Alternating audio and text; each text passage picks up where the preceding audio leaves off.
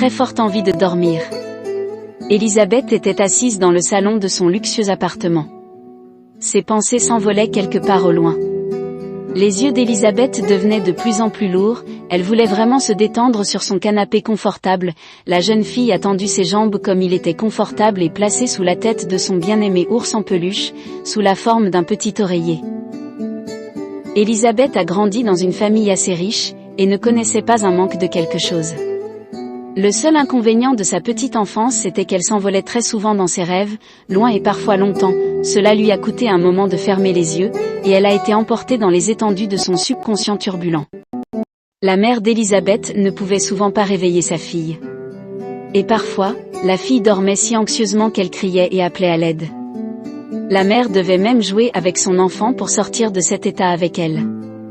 En se réveillant, Élisabeth pouvait rarement se souvenir de quoi que ce soit de son sommeil. Mais quand elle s'est souvenue, c'était une scène. Elle se voyait sur un grand champ et il n'y avait que quelques arbres autour et au loin on voyait les collines couvertes de neige. Et elle se tenait au milieu de ce silence et de ce froid, seule, sur l'herbe saupoudrée de givre. Puis soudain, d'où que ce soit surgit à l'horizon une louve blanche tirée dans un traîneau.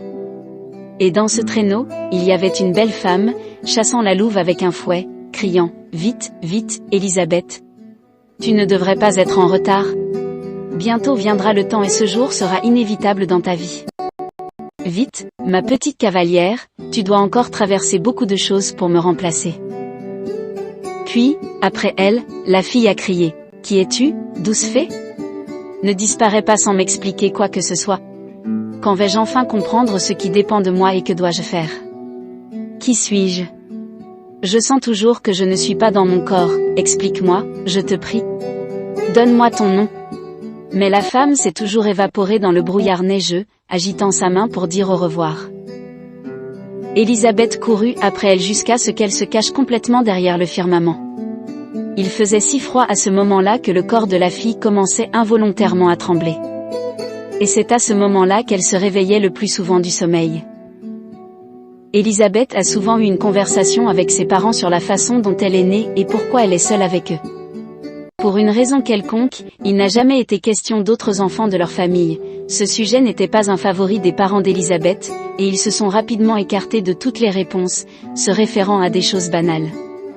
Au travail, à la santé, et tout ce qui peut normalement distraire de telles pensées.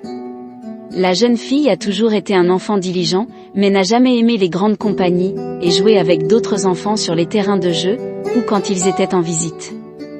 Elle a évité les jeux de groupe pour enfants de toutes les manières possibles. Les enfants ont également perçu la fille un peu étrange, elle les a repoussés avec son comportement inhabituel.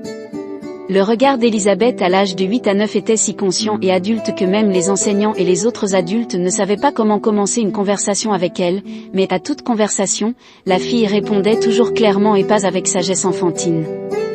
Peu après 1 an ou 2, la jeune fille a commencé à voir quelque chose que certains n'ont même pas pris au sérieux, ces histoires. Par exemple, assis en classe, Élisabeth pouvait regarder un point et regarder sans réagir à personne. Après que l'enseignant ait pu l'atteindre et lui ait demandé ce qui lui arrivait, l'élève a répondu « J'étais de l'autre côté, je vous ai vu, mais vous étiez beaucoup plus vieux, et les autres enfants étaient présents en partie et certains avaient même déjà leurs enfants, et quelqu'un des camarades de classe était en fauteuil roulant ou malade. » Mais de quoi parlez-vous, Élisabeth ? L'enseignant a demandé avec une compréhension forcée. As-tu dormi aujourd'hui ? À quelle heure tu vas te coucher ? Peux-tu me répondre ? Moi, la jeune fille a demandé. Non. Je ne comprends pas quand je dors et quand je suis éveillée. Pour moi, tout est pareil, d'accord, rentre chez toi, tu es libre pour ce soir, Élisabeth. Après, je dois parler à tes parents. Point. Et ce n'était pas une seule fois. Année après année, il n'y a pas eu d'explication, de vision. La fille a grandi. Les examens du psychologue et du psychothérapeute, les réponses nécessaires et les résultats n'ont pas donné. Ils ont vu Élisabeth comme un enfant ordinaire et lui ont conseillé de passer plus de temps dans la nature, avec des animaux domestiques. Il y avait un chien dans leur famille. Grand Labrador. Il n'a jamais quitté Élisabeth, jusqu'à sa mort. Le chien est mort mystérieusement. Un jour, les parents ont remarqué le chien dans les bras de sa fille le matin, il semblait que le chien dormait doucement et profondément. Mais elle était morte. À son réveil, Élisabeth ne pouvait pas y croire et ne donnait pas pierre pour qu'il puisse être enterré dans le cimetière familial pour animaux de compagnie. Il y avait déjà beaucoup d'animaux de compagnie. La tradition de la famille était avec les honneurs d'accompagner le dernier chemin de leur frère plus petit.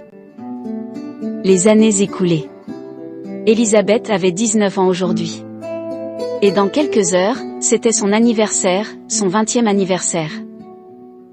La fille a travaillé et étudié en même temps, elle voulait être toujours occupée. Aider son père au travail. Le père d'Élisabeth était un chirurgien local honoraire et sa fille était heureuse d'entrer les cartes de tous ses patients. La journée s'est avérée très stressante et la jeune fille est partie plus tôt, s'excusant auprès de ses parents. Elle est allée à son appartement. Élisabeth a décidé de vivre séparément dès l'âge de 18 ans. Elle était très mignonne, belle et blonde. Et semblait toujours imprenable pour beaucoup de gars. Mais l'un a quand même essayé de s'occuper d'elle, il a été persévérant. Ce soir-là, il a essayé d'appeler. Et connaissant son prochain anniversaire, il voulait lui faire une surprise. Mais Élisabeth a coupé le son de son téléphone, essayant finalement de tomber dans son sommeil. Apparemment, elle a commencé à réussir. La jeune fille ferma les yeux, se retrouva instantanément sur son champ familier. Elle s'en est tellement réjouie, depuis plus de 2 ans, cette vision ne lui est pas venue. Sa jolie inconnue lui manquait. Cette fois-ci, il n'y avait pas de neige, toutes les collines étaient vertes et les fleurs s'épanouissaient et les oiseaux chantaient. Tout était irréel et beau. Ce conte pourrait être comparé au paradis sur terre.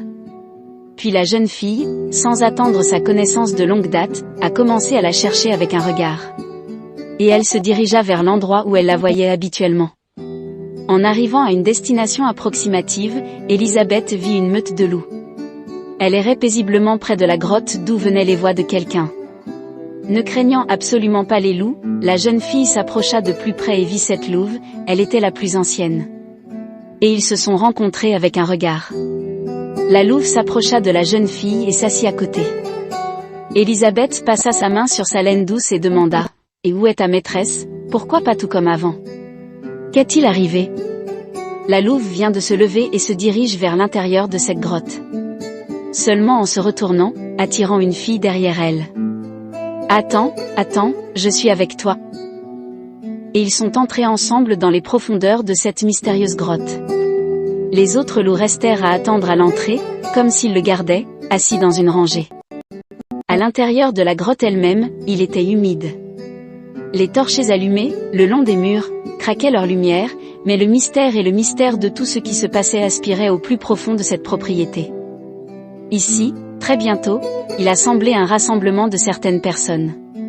Se sont tous réunis à la grande table ronde. Sur la table en bois, il y avait beaucoup de plats différents, des carafes avec des boissons différentes, une abondance de fruits exotiques et des friandises inconnues. Tout le monde se tourna vers Élisabeth, et commença à applaudir, la saluant. La jeune fille s'est arrêtée, et a essayé d'apprendre dans ces gens au moins un visage familier, mais surtout elle voulait voir la fée, son mentor. Élisabeth, elle s'est surprise à reconnaître presque tout le monde parmi tous ces étrangers, sans comprendre comment cela est possible. Elle a commencé à être submergée par un étrange sentiment d'unité. L'heure sur l'horloge était déjà 23h47. Richard n'a pas commencé à forcer son téléphone et à composer le numéro de sa bien-aimée. Il a pris le courage et est allé chez elle. Auparavant, il n'a jamais osé. Arrivé à la maison, et monté au 17e étage par ascenseur, Richard était encore un moment à l'appartement et ne pouvait pas oser sonner la cloche. Il avait un double sentiment, où elle me chassera ou on serait enfin ensemble. Richard était plus âgé qu'Élisabeth, il avait 27 ans. Mais il n'a jamais rencontré le sexe opposé et n'a même pas eu d'intimité avec les femmes. Jusqu'à ces années. Comme Élisabeth, il était vierge et pur. Travaillant régulièrement dans la clinique du père de la jeune fille, il a toujours cherché à apprendre beaucoup et à servir fidèlement. Le gars a présenté sa main à la poignée de la porte et a essayé de l'ouvrir.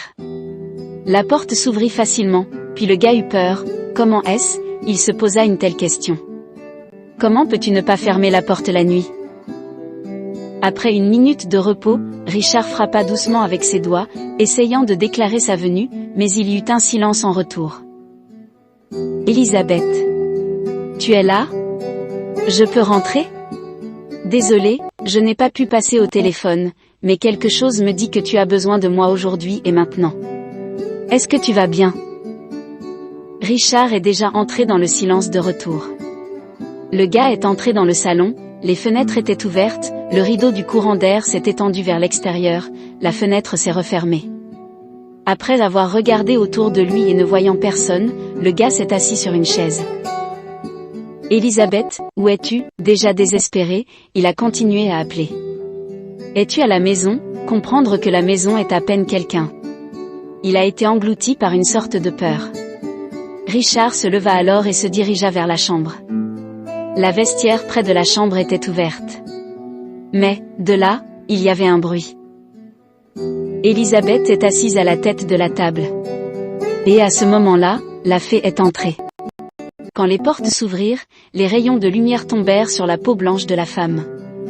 Elle respirait la vie et la fraîcheur. Nous attendions tous avec impatience l'arrivée de ce jour, il est temps de t'apprendre toute la vérité sur ton existence. Et nous attendons un autre invité. Tu seras agréablement surprise, chérie. Le jour de ton anniversaire, il y aura beaucoup de miracles et d'événements joyeux, fais-moi confiance.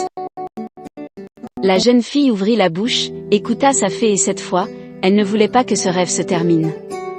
La fée de conte s'est assise à côté de la jeune fille et lui a dit une légende, en fait, tu n'es pas un enfant de Marie et Samuel. Ils t'ont adopté. Mais ils savent que tu es un enfant extraordinaire. Et ils savent ce qui va se passer aujourd'hui. Le jour de ton 20e anniversaire, tu deviendras la maîtresse de toutes les âmes impénétrables, et ils trouveront la paix sur terre. Nos supérieurs t'ont fait descendre sur terre juste après ta naissance. Tu avais une mission à ce moment-là. Rendre une famille malheureuse heureuse. Ils le méritent.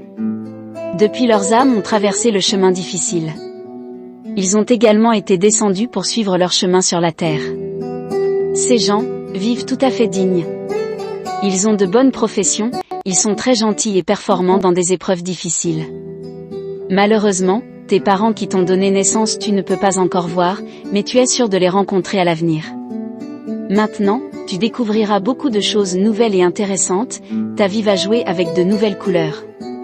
Richard dit encore, Elisabeth, es-tu là, ma chérie? Et puis il a entendu la réponse, oui, oui, quelque chose que j'ai creusé dans mes vêtements. Je choisis ce que je porterai demain.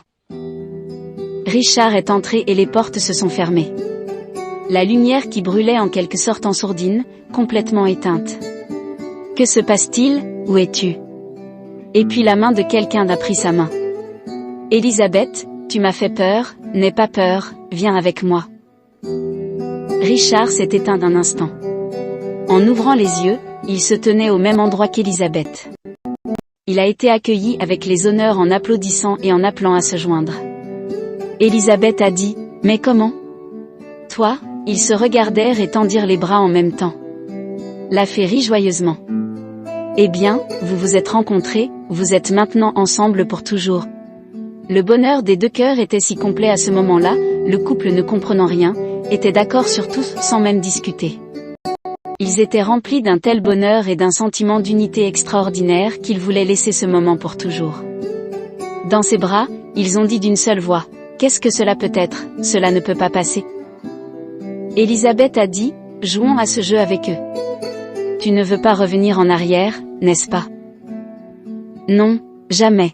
Je veux être avec toi et seulement avec toi. Je ne comprends pas qui sont tous ces gens, mais je suis très reconnaissant pour l'occasion. Maintenant, je suis sûr que parfois un seul cas peut tout résoudre dans nos vies. Et qui nous sommes vraiment n'a pas d'importance. Je veux être ici et maintenant, oui, et moi, je t'aime, Richard.